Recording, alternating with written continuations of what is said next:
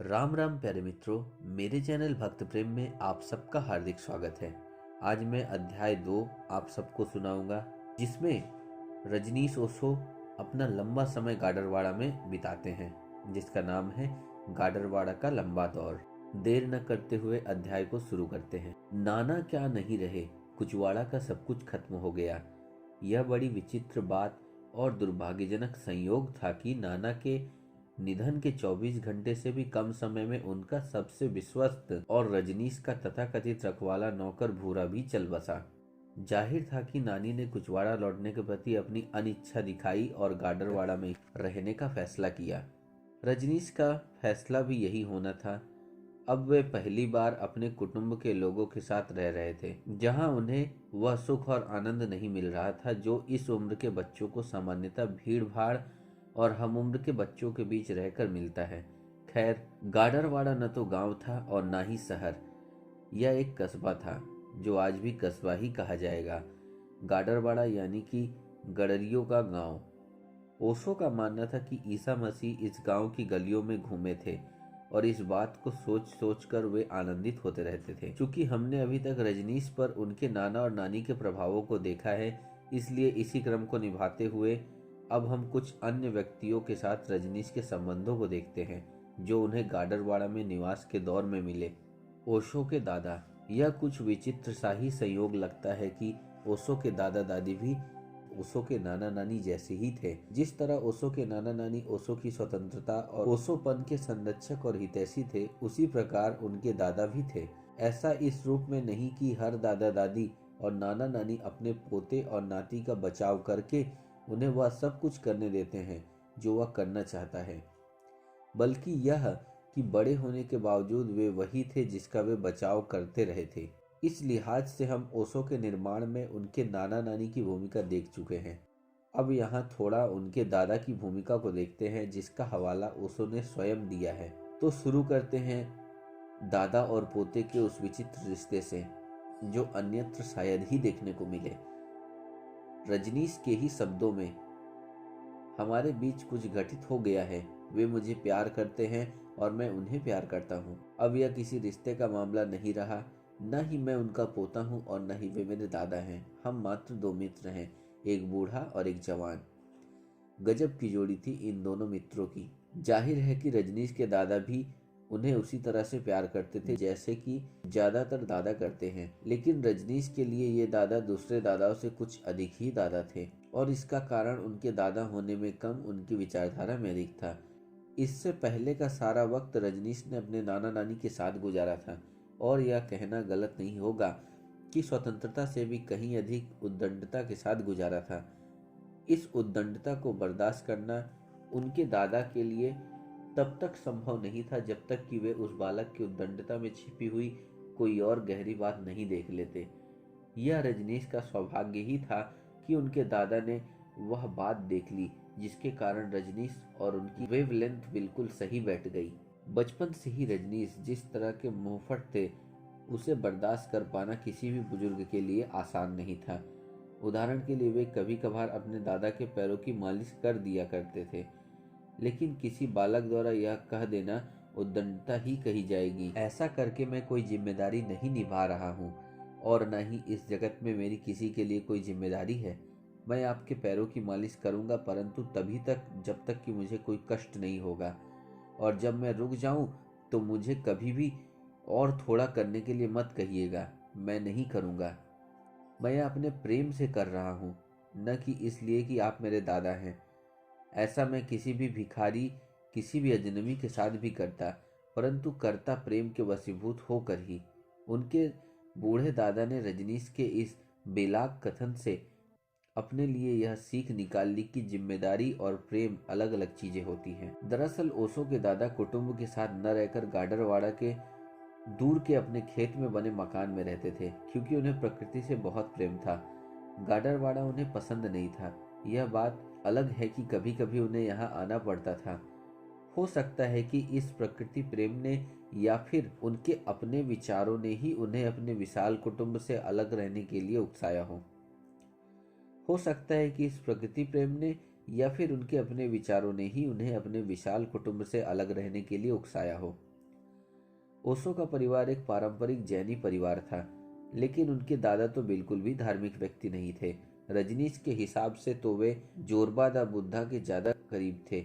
इस दर्शन का सिद्धांत वही है जो हमारे यहाँ चारवाक का सिद्धांत है कि खाओ पियो और मौज करो, अन्य कोई जगत नहीं है, सब बकवास है। शायद अपने इन्हीं विचारों के कारण उनके दादा को परिवार से दूर प्रकृति के बीच सहजता का अनुभव होता था। दादा के इन विचारों का प्रभाव रजनीश पर पड़ा। एक जगह रजनीश ने कहा भी है कि मैं कई कारणों से जोरबा से प्रेम करता हूँ। एक कारण यह था कि मैंने जोरबा में अपने दादा को फिर से पा लिया। रजनीश के विचारों को पढ़ते हुए समझ में नहीं आता कि उन्हें आस्तिक माना जाए या नास्तिक माना जाए। यदि नास्तिक माना जाए तो किस सीमा तक, क्योंकि कुछ समय बाद वे नास्तिक मालूम पड़ने लगते हैं। यदि आस्तिक माना जाए तो किस सीमा तक, क्योंकि कुछ समय बाद वे नास्तिक मालूम पड़ने लगते हैं। यदि उन्हें नास्तिक माना जाए तो फिर से यह असमंजस पैदा होता है, किस सीमा तक, क्योंकि कुछ दूर तक साथ चलने के बाद वे आस्तिक मालूम पड़ने लगते हैं। इसका अर्थ यह नहीं कि ईश्वर और धर्म के मामले में रजनीश का दृष्टिकोण साफ नहीं था, यह बिल्कुल स्पष्ट था। यहाँ कहने का अर्थ केवल इतना है कि हमें रजनीश में जिस नास्तिकता का आभास होता है, उनमें बहुत बड़ा योगदान उनके इस दोस्त दादा का भी है। उनके दादा की कुछ बातें इतनी जबरदस्त हैं जो हालांकि कही तो बहुत सरल और सहज रूप में गई थी, लेकिन उन कथनों ने रजनीश की चेतना को ढालने का बहुत बड़ा काम किया। रजनीश के दादा ने एक बार उनसे कहा था, यह अच्छा हुआ कि तुम्हारे पिता ने तुम्हें जबरन स्कूल नहीं भेजा, अन्यथा उन्होंने तुम्हें बिगाड़ दिया होता। ये किताबें लोगों को बिगाड़ देती हैं। याद रखो, तुम्हारे पिता बिगड़ गए, तुम्हारे चाचा भी बिगड़ गए। वे निरंतर धार्मिक किताबें पढ़ रहे हैं, शास्त्र पढ़ रहे हैं, और यह सब बकवास है। जो वे पढ़ रहे हैं मैं उसे जी रहा हूँ, और जी कर जानना बेहतर है। रजनीश ने हर क्षण का आनंद लेने की जो बात कही है, छोटी छोटी बातों में सौंदर्य को निहारने और जीवन का उत्सव मनाने की उनमें जो उत्कट अभिलाषा है, वह भी उन्हें कहीं न कहीं अपने दादा से ही मिली मालूम पड़ती है। रजनीश के दादा छोटी छोटी चीजों में आनंद लेते थे। एक बात यही कि वे खाने के बहुत अधिक शौकीन थे, इतने अधिक शौकीन कि वे भोजन बनाने के लिए किसी के भरोसे नहीं रहते थे।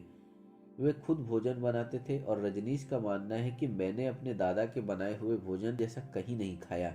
एक बार रजनीश ने अपने दादा से पूछा था कि हर कोई ईश्वर में विश्वास करता है, आप विश्वास क्यों नहीं करते बाबा? दादा ने बहुत खूबसूरत उत्तर दिया था कि क्योंकि मैं डरता नहीं हूँ। एक बहुत ही सरल उत्तर, इतना सरल उत्तर कि जो सुनने वाले के अंदर ऐसा उतर जाए कि फिर निकले ही नहीं। मैं भला क्यों डरूं? डरने की कोई जरूरत नहीं है।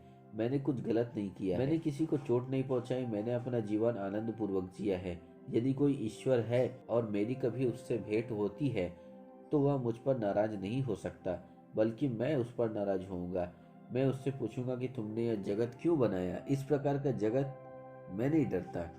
क्या आपको नहीं लगता कि यदि इस वक्तव्य से उसके दादा का नाम हटाकर यह कहा जाए कि यह रजनीश का वक्तव्य है, तो रजनीश के विचारों को जानने वालों को इस पर तनिक भी शक नहीं होगा। ईश्वर के साथ मुकाबला करने का, मुठभेड़ करने का, शास्त्रार्थ करने का और बराबरी के स्तर पर खड़े होकर उससे प्रश्न पूछने का जो साहस रजनीश में आया था, क्या वही साहस उसके दादा में भी नहीं था? यह तो हुई रजनीश के चेतना पर दादा के प्रभाव की बात। दादा के पास आने से पहले रजनीश 7 सालों तक अपने नाना नानी के पास रहे थे, जहां उनके विचारों की ठोस जमीन तैयार हो चुकी थी। इसलिए दादा के इस तरह के विचार रजनीश को अत्यधिक प्रभावित कर गए, क्योंकि इनका तालमेल उनके अपने विचारों से बैठता था। अन्यथा अपने दादा को वे व्यक्तिगत तौर पर पसंद नहीं करते थे, क्योंकि वे उन्हें एक चालाक व्यक्ति मानते थे। वे इसलिए भी अपने दादा को पसंद नहीं करते थे क्योंकि उन्हें वे अपने पिता के बिल्कुल विपरीत पाते थे। रजनीश के पिता भले ही बौद्धिक स्तर पर सामान्य और साहस के स्तर पर उनके नाना और नानी की तुलना में काफी कम थे, लेकिन थे वे बहुत सरल और सहज आदमी, जबकि उनके दादा इसके विपरीत थे। इस तथ्य को रजनीश ने इन शब्दों में जाहिर किया है, शायद प्रकृति का यही नियम है कि वह सदा संतुलन बनाए रखती है। इसलिए बाबा जैसे चालाक और जटिल आदमी को उन्होंने पिताजी जैसा भोला भाला बेटा दे दिया। जो भी हो और जिस रूप में भी हो, रजनीश के दादा किसी न किसी रूप में रजनीश के अंदर मौजूद रहे ही, भले ही इस रूप में ही क्यों न सही, कि वे इसके कारण चालाक आदमियों को तुरंत पहचानने में समर्थ हो सके, और वह भी बहुत ही कम उम्र में। ओशो के पिता, जैसा कि पहले बताया जा चुका है, रजनीश के शुरू के वे 7 वर्ष अपने नाना नानी के पास बीते, जो किसी भी व्यक्ति के आने वाले 70 सालों के लिए निर्णायक होते हैं। इसलिए जो होना था वह हो चुका था। अब पिता के प्रभाव की अधिक गुंजाइश नहीं रही थी। हाँ, इस बात की आशंका पूरी पूरी थी कि पिता के साथ बात बात पर उनका टकराव हो, तू मैं हो और अंत में रजनीश जैसे जिद्दी बच्चे के सामने पिता को समर्पण करना पड़े। वैसे भी रजनीश अपने माता पिता के सबसे बड़े बेटे थे और भारतीय परिवारों में अपने आप ही बड़े बेटे का एक स्तर तो निर्धारित हो ही जाता है। अपने पिता के साथ रजनीश के संबंधों को उनके उन शब्दों में देखा जा सकता है जो उन्होंने गाडरवाड़ा के पहुंचने के बाद तब कहे थे, जब उनके पिता ने उन्हें कुछ मार्गदर्शन देने की कोशिश की थी। यह अपमानजनक है। आप क्या सोचते हैं कि मैं इसे स्वयं नहीं कर सकता? मैं समझता हूँ कि मार्गदर्शन देने में आपका भाव बुरा नहीं है, इसके लिए मैं धन्यवाद ही दूंगा, परंतु आप एक बात नहीं समझते कि मैं स्वयं करने में समर्थ हूँ। मुझे अपना साहस सिद्ध करने का अवसर तो दे, हस्तक्षेप न करें। रजनीश के पिता एक सीधे साधे जैनी थे और उनकी छोटी सी कपड़े की दुकान थी। कभी कभार ही रजनीश दुकान पर जाते, अन्यथा ज्यादातर समय अपनी आंखें बंद करके ही दुकान के सामने से गुजर जाया करते थे।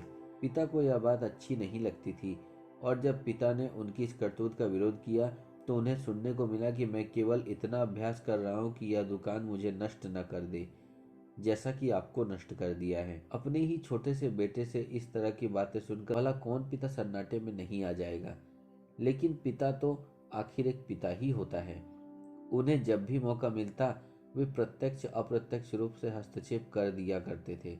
इस तरह की कुछ घटनाओं को जानना यहाँ न केवल रोचक होगा बल्कि इस लिहाज से भी उपयोगी होगा कि रजनीश किस तरह से बचपन में ही अपने बचपने को खोकर एक गहरे तर्कशास्त्री और प्रचंड विरोधी का रूप ले चुके थे। वह किसी भी घटना को किसी तरह से मोड़कर न केवल अपने पक्ष में कर लेने में माहिर थे बल्कि सामने वाले को बिल्कुल निरुत्तर भी कर देते थे। रजनीश जब छोटे थे तो वे अक्सर पंजाबी कुर्ता पैजामा पहना करते थे। उनके बाल भी लड़कियों जैसे लंबे थे। जब कभी वे गलती से दुकान पर आ जाते तो वहां मौजूद ग्राहक उनके पिता से पूछ लिया करते थे कि यह किसकी लड़की है।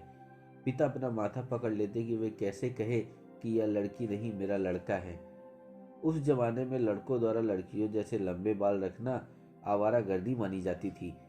जब उन्होंने इस बारे में रजनीश से कहा तो रजनीश ने साफ साफ कह दिया, आपको दुखी होने की कोई जरूरत नहीं है, मैं इसमें कोई समस्या नहीं देखता। यदि मुझे कोई लड़की या लड़का पुकारता है तो यह उसकी अपनी बात है, इससे मुझे क्या फर्क पड़ता है। लेकिन जब पिता उनके बालों के पीछे ही पड़ गए तो रजनीश एक अफीमची नाई के पास गए और उससे अपना सिर ही मुंडवा लिया। नतीजा यह हुआ कि पिताजी की मुसीबत खत्म होने के बजाय और भी बढ़ गई, क्योंकि उस समय लड़के के पिता के देहांत पर ही सिर मुंडाया करते थे। पिताजी ने कबूल कर लिया कि मैं अब कुछ भी नहीं कहूँगा, क्योंकि इससे तो और मुसीबत पैदा हो गई है। अब यह दूसरी घटना जो आमतौर पर हम सबके साथ भी घटती है। एक बहुत उबाऊ आदमी थे, अक्सर उनके पिता से मिलने आते थे। एक बार जब वे मिलने आए तो उनके पिता ने रजनीश से कहा कि उनसे कह दो कि मेरे पिता बाहर गए हुए हैं। रजनीश के लिए अपने पिता की यह हिदायत चौंकाने वाली थी, क्योंकि उनके सीधे सच्चे पिता हमेशा यही सिखाते थे कि कभी झूठ मत बोलो। रजनीश को धक्का लगा, क्योंकि यह परस्पर विरोधी बात थी। रजनीश ने झूठ बोलने के बजाय उस आदमी से कह दिया कि वे अंदर हैं, परंतु कह रहे हैं कि वे बाहर गए हुए हैं। जाहिर है कि पिता को इससे बहुत नाराजगी हुई और बात जब बहस पर पहुंची तो रजनीश ने स्पष्ट तौर पर कह दिया कि यदि आप उस आदमी को नहीं चाहते तो आपको उसे सीधे कह देना चाहिए कि आपके पास समय नहीं है और आप उसकी उबाऊ बातचीत को पसंद नहीं करते, क्योंकि वह वही बातें बार बार दोहराते हैं। आप डरते क्यों हैं? आपको झूठ बोलने की क्या जरूरत है? और सबसे मजेदार बात तो यह है कि जब इस बात की जानकारी उस आदमी को मिली जिससे झूठ बोला गया था तो उसने रजनीश को शाबाशी और इनाम देते हुए कहा, कभी किसी ने मुझसे यह कहने का साहस नहीं किया कि मैं एक उबाऊ व्यक्ति हूँ। सच यह था कि उस गांव का हर व्यक्ति किसी न किसी कारण से उस व्यक्ति का एहसानमंद था, इसलिए कोई उससे यह कहने की हिम्मत नहीं कर पाता था कि वह व्यक्ति उबाऊ है। इस घटना का अंत इस रूप में हुआ कि रजनीश को एक और इनाम मिला और वह इनाम था उसके पिता की तरफ से। यहाँ से रजनीश ने यह सिद्धांत निकाला कि सच को सदा पुरस्कृत किया जाना चाहिए। यदि तुम सत्य को पुरस्कृत नहीं करते हो तो तुम झूठ को पुरस्कृत कर रहे हो। रजनीश के पिता से जुड़ी कई स्मृतियां स्कूल की हैं। उनका सार केवल इतना है कि पिता रजनीश को जबरदस्ती स्कूल ले जाना चाहते थे और रजनीश जाना नहीं चाहते थे। रजनीश इस बात को अपने प्रिय पिता के द्वारा अपने प्रति की जाने वाली क्रूरता के रूप में देखते थे। रजनीश जैसे हठी बालक को घसीटकर स्कूल की कक्षा में छोड़ा जाना भला कहाँ पसंद आ सकता था। उनके पिता भी जानते थे कि वे रजनीश के प्रति कुछ ज्यादा ही निर्दयी हो रहे हैं, लेकिन यह तो एक बहुत सामान्य सी बात है कि बच्चे स्कूल जाना पसंद नहीं करते और उन्हें जबरदस्ती स्कूल भेजना पड़ता है। कम से कम उस समय तो रजनीश के पिता को यह बात मालूम ही नहीं थी कि यह बच्चा आगे चलकर ओशो बनेगा। रजनीश ने इस बात का स्पष्ट रूप से उल्लेख किया है कि जब उनके पिता ने अपने इस बेटे से संन्यास की दीक्षा ली तो अपने बेटे के पैर छूकर, जो उस समय गुरु की भूमिका में थे, स्कूल के दौरान की गई अपनी क्रूरताओं के लिए माफी मांगी थी। लेकिन इसका अर्थ यह नहीं था कि रजनीश हमेशा अपने पिता की अवहेलना ही करते थे। रजनीश ने इस बात को खुले रूप में स्वीकारा है कि वे लंबे समय तक एक उपयुक्त गर्भ की प्रतीक्षा करते रहे थे और उन्हें अपने इन माता पिता के रूप में ही सही गर्भ की प्राप्ति हुई थी। गर्भ तो गर्भ ही होते हैं, लेकिन सही गर्भ और गलत गर्भ का निर्धारण केवल इस आधार पर होता है कि स्त्री और पुरुष इन दोनों का मन कितना सरल, सहज और शुद्ध है। इन दोनों के बीच के संबंध कितने सच्चे और कितने प्रेमपूर्ण हैं। जाहिर है कि यदि रजनीश ने इन्हें अपने माता पिता के रूप में चुना था तो वे सारी बातें उनमें थी जो एक आदर्श दंपत्ति में होनी चाहिए। इसमें कोई दो राय नहीं कि रजनीश के व्यक्तित्व का 3/4 हिस्सा अपने नाना नानी के ही व्यक्तित्व से बना हुआ था, लेकिन शेष 1/4 जिसमें न जाने कितने लोगों का योगदान है, उसमें उनके पिता का योगदान आधा तो माना ही जा सकता है। बावजूद इसके कि उस योगदान की स्पष्ट पहचान करना आसान नहीं है। नाना नानी की बातों को टाल देना, उनके सामने जिद करना और यहाँ तक कि बदतमीजी तक पर उतर आना भारतीय नीतियों का एक जन्मसिद्ध अधिकार जैसा मान लिया गया है। इसलिए यदि रजनीश वहाँ ऐसा कर रहे थे तो यदि आप चाहे तो उनके इस व्यवहार को कोई असाधारण व्यवहार मानने से इनकार कर सकते हैं। लेकिन जब यही बात कोई पुत्र पिता के साथ करे तो निश्चित रूप से यह कोई साधारण बात नहीं है। पिता का विरोध करना ही सही मायनों में विरोध करना है, जो रजनीश ने किया। माँ का विरोध करना आसान है, बच्चे करते ही हैं और माँ उन्हें बर्दाश्त करती ही रहती है, लेकिन बर्दाश्त करने की यह क्षमता पिता में नहीं होती, किंतु रजनीश के पिता में थी। इस प्रकार यह कहना गलत नहीं होगा कि रजनीश ने सच्चा विरोध करने की शिक्षा अपने पिता का विरोध करके ही पाई। यहाँ ही उन्हें वह अखाड़ा मिला जिसमें वे स्वयं एक कुश्तीबाज थे और दूसरे कुश्तीबाज थे उनके पिता। पिता ने भी पूरे शांत भाव से अपने बेटे का विरोध करते हुए भी उसकी विरोध करने की शक्ति और क्षमता को न केवल बनाए रखा, बल्कि उसे बढ़ने देने में भी कोई कमी नहीं आने दी। विरोध करने की यह ताकत रजनीश की सबसे बड़ी ताकत थी और कुछ सीमा तक एक कमजोरी भी। रजनीश अपने पिता के प्रति इस कृतज्ञता से चाहकर भी मुक्त नहीं हो सकते थे। एक बार रजनीश को उनके पिता ने एक सजा दी और सजा यह थी कि तुम इस स्टेडियम के 7 चक्कर लगाओगे। क्या आप जानना चाहेंगे कि रजनीश ने इस सजा के जवाब में अपने पिता से क्या अनुमति चाही थी? रजनीश ने चाहा था कि क्या मैं इस स्टेडियम के 70 चक्कर लगा सकता हूँ? सुबह का समय इतना सुहावना है। पिता तो सोच रहे थे कि वे बेटे को सजा दे रहे हैं और बेटा था कि उस सजा का मजा ले रहा था। मजेदार बात यह है कि रजनीश ने सचमुच में उसके 70 चक्कर लगाए। इसके बाद से उनके पिता की भी समझ में आ गया कि इस लड़के को सजा देना कठिन है, क्योंकि वह तो उसका भी मजा लेता है।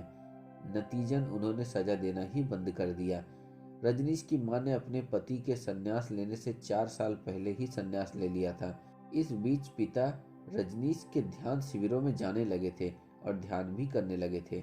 उनके पिता की आदत थी सुबह बहुत जल्दी, लगभग 3 बजे के आसपास उठ जाने की। वे 11 बजे सोने चले जाते और 3 बजे के बाद सो नहीं पाते थे। सूर्योदय तक का काल बेचैनी में यूं ही बीत जाता था। इसके लिए रजनीश ने उन्हें सुझाया कि वे अपने इस समय का उपयोग ध्यान करने के लिए करें। अब तक उनके पिता अपने कारोबार और भौतिक जगत से थोड़ा ऊब कर रजनीश की बातों को वजन देने लगे थे। फलस्वरूप वे 3 बजे से ध्यान में बैठने लगे और यहीं से उनके जीवन में एक नए अध्याय की शुरुआत होने लगी। अब रजनीश के पिता भी लगभग उसी रास्ते पर चल पड़े थे जो रास्ता रजनीश ने बनाया था और जिस पर रजनीश की माँ पहले ही चल चुकी थी। ध्यान एक प्रकार से उनके पिता के जीवन का हिस्सा बन गया। वे ध्यान में बहुत गहरे उतरते चले गए। गहरे उतरते उतरते जब उन्होंने उसकी अंतिम ऊंचाइयां पा ली, तभी उन्होंने संन्यास ले लिया। लोग तो संन्यास इसलिए लेते हैं ताकि वे ध्यान को पा सके। पिता ने बिल्कुल इसके उलट किया और जब वे ध्यान की अंतिम पायदान पर पहुंच गए तब उन्होंने संन्यास लिया। एक दिन, यह अक्टूबर 1975 का दिन था, जब रजनीश के पिता को एक नया नाम मिला और नाम था स्वामी देवतीर्थ भारती। इस दिन की सुबह लक्ष्मी ने आकर ओशो से कहा कि उसके पिता तत्काल आपसे मिलना चाहते हैं और उन्होंने यह भी कहा है कि माला और संन्यास फॉर्म भी साथ में लाना। मुझे नहीं पता कि उन्हें क्या हुआ है। रजनीश के पिता पिछले लगभग 3 घंटे से उस कमरे में बैठे हुए थे जिसमें लक्ष्मी रहती थी। वह कमरा था पूना आश्रम का लाओत्सु भवन। रजनीश जैसे ही उस कमरे में गए, उसके पिता ने कहा, अब समय आ गया है, मुझे संन्यास दें। ओशो कई मायनों में अनोखे थे, बिल्कुल ही अनोखे। इस मायने में भी यह अब तक की अनोखी घटना थी कि एक पुत्र ने अपने पिता को संन्यास की दीक्षा दी। संन्यास वाले दिन की घटना की चर्चा ओशो की भतीजी माँ प्रतीक्षा ने इन शब्दों में की है। उसी दिन सुबह एक ऐसी घटना घटी जो मेरे जीवन की अविस्मरणीय घटना है। मैं दादी और बब्बा के बीच में सोती थी। बब्बा के ध्यान का नियमित समय था। वह रोज सुबह 4 बजे उठकर ध्यान करते थे, पर उस सुबह वह ध्यान में कुछ अजीब अजीब बोलने लगे। हमें लगा शायद उनकी तबीयत खराब हो रही है। दादी ने मुझे कहा, जाओ जल्दी से ओशो को बुलाओ। बब्बा ध्यान में ही कह रहे थे, भगवान को बुलाओ, भगवान को बुलाओ। मैं पूरी तरह बदहवास थी। मैं ओशो के कमरे में गई और कहा कि बब्बा की तबीयत खराब हो रही है, दादी आपको बुला रही है। ओशो जैसे सोए थे वैसे ही उठकर आ गए। आते ही उन्होंने ध्यान मग्न बाबा के हमेशा की तरह चरण स्पर्श किए। फिर माँ लक्ष्मी ने बब्बा का ब्लड प्रेशर चेक किया। बब्बा अभी तक बोले जा रहे थे। ओशो ने माँ लक्ष्मी को कहा कि लक्ष्मी, इनकी तबीयत खराब नहीं है, इन्हें संन्यास घटित हो रहा है, जाओ इनके लिए माला ले आओ। माँ लक्ष्मी माला लेकर आई और ओशो ने वह माला पहनाकर बाबा को संन्यास्त किया। मेरे सामने अस्तित्व का अद्भुत चमत्कार हो रहा था। एक पुत्र अपने पिता को संन्यास की अनुपम भेंट सौंप रहा था। फिर बब्बा ने ओशो को कहा, तुम पलंग पर खड़े हो जाओ। ओशो जैसे ही पलंग पर खड़े हुए, बब्बा उनके चरणों में झुक गए। मैं किंकर्त विमूढ़ थी, सब कुछ सामने घट रहा था। जिस दिन ओशो के पिता ने संन्यास लिया, उस समय पहली बात जो उनके पिता ने रजनीश से कही थी वह बहुत ही संवेदनशील और दिल को छू लेने वाली थी। रजनीश के पिता ने, जिनका नाम अब स्वामी देवतीर्थ भारती हो गया था, अपने बेटे रजनीश से, जो अब ओशो हो चुके थे, कहा था, मुझे माफ करना, मैंने कई बार जाने अनजाने तुम्हारे साथ गलत व्यवहार किया है। उन सब के लिए मैं तुमसे माफी चाहता हूँ। रजनीश यह सुनकर सन्न रह गए और केवल यही कह सके कि देखें, अब आप मेरे शिष्य हैं, जो बिना काम का भला व्यक्ति है, और अब वह जो कुछ भी आपके लिए कर सकता है वह यह है कि आपको भी बिना काम का भला व्यक्ति बना दे। रजनीश ने अपने पिता के इस काम को एक बहुत बड़े साहस का काम माना है। अब तक रजनीश एक प्रकार से बदनाम हो चुके थे, काफी बदनाम, और बदनामी भी एक प्रकार से सेक्स गुरु के रूप में। चारों तरफ रजनीश की भर्त्सना हो रही थी। इसके बावजूद उनके पिता ने अपने इस बदनाम बेटे से संन्यास की दीक्षा लेने का फैसला किया था, तो यह कम बड़े साहस की बात नहीं थी। धन्यवाद मित्रों, इसके बारे में आगे के भाग में और भी चर्चा की जाएगी। आज के लिए आज्ञा चाहता हूँ।